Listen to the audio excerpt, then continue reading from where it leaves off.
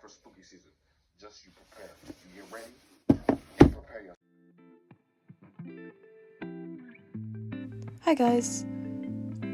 This video is going to be a little different to what I've been posting as of late. I've sort of kind of got into writing again. It's another one of my sort of hobbies, I suppose. And I've been writing this book called The Heir of Magpies. The book itself is about a girl going on an adventure, essentially being pulled along by a guy, though it's not really classified as a guy. I suppose they're more of a they-them, who can turn into a magpie and just needs her help. I know that makes it sound pretty basic and probably like a lot of other fiction stories out there, but it's one of those projects that I'm just enjoying doing as I go. I'm currently on a hiatus at the moment, mostly because I'm procrastinating the actual ending of the book. And even then, once I finish the ending, I know for a fact that I'm going to have to go back through, and in the words of Neil Gaiman, just make it like you knew what you were talking about all the way through. I am excited about this book though. I really have enjoyed writing this whole story. It's a little bit nonsensical and just a bit of fun, you know? And I guess in a way making this video is another way for me to procrastinate actually not finishing my book. Oh dear. So for this video, I just sort of made the front cover. It is a concertina A4 black, well, it's a white sketchbook. Concertina sketchbooks are one of my favourite things to kind of work in. Back when I was in college, kind of like the last year of it, I did a few projects using concertina sketchbooks. There's something quite nice about having that nice long flow of all your art and how it can kind of maybe not necessarily look nice next to each other, or sometimes it does go and it flows together, but I don't know. One of my favourite concertina books that I did in my third year was one that was based on the idea of Wunderkammer, and it was a sort of mishmash of objects that I have collected over the years, because like my character, I'm a bit of a magpie.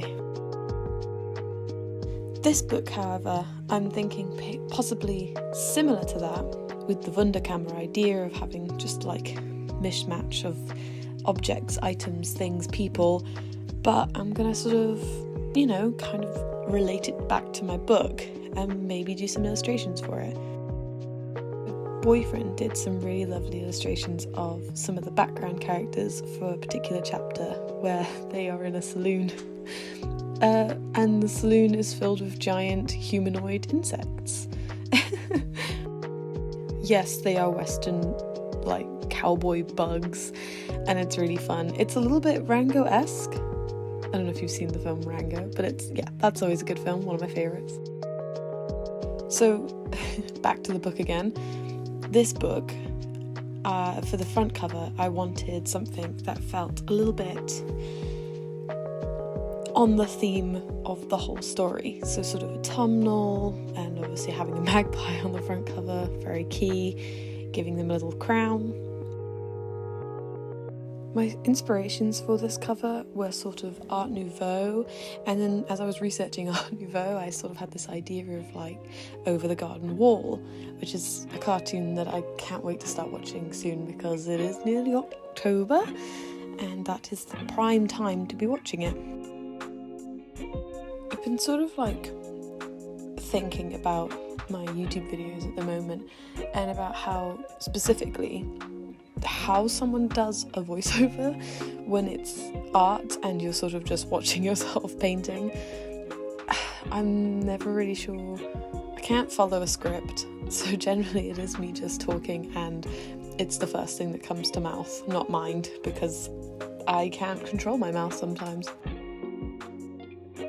I would guess that if it's art, you would explain your process, but I feel like the process is, in a way, visible. I mostly went for whites, and I was using this specific Dala Rowney acrylic in pearl white for most of this, and then afterwards using a Posca Uni white pen, pink pen, just for the final finishing touches. I'm not sure where I'll go from this. Maybe I'll do a portrait. So for the first page also, I could do a portrait of the main character. Her name is Frankie. I think maybe that would probably be a good place to start. Oh, in this part, my brother had some gossip for me. What? So there was 2 fights. I won't play the rest of the audio, primarily for privacy reasons. My biggest inspiration writing this book has been Neil Gaiman. I don't think this is necessarily how he writes his books, but I sort of had this idea of just sort of having a point and also having sort of like a sentence to describe each part of the story, like a beginning, a middle, a crisis, and how they focus on that crisis, and in the end, and sort of have a sentence to sort of join them, and then kind of from that shorthand plan, kind of go from there and write, and you know, after that I will go over again for a second draft, possibly a third draft, and just edit it. And it may destroy me a little bit, but I am currently really enjoying the process. Also, I say Neil Gaiman inspires me, mostly because his books feel a bit like, and this is the highest compliment, nonsense, and I really, really enjoy that.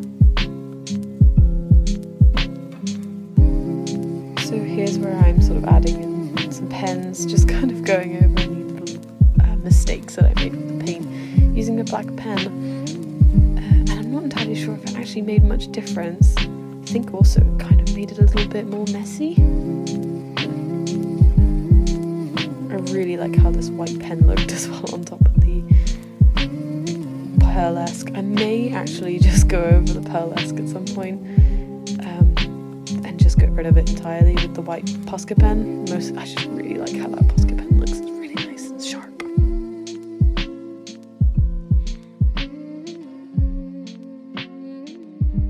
Just let me finish it up real quick. And she's finished. I hope you like it, and I hope you join me for, well, next page. Thanks for watching.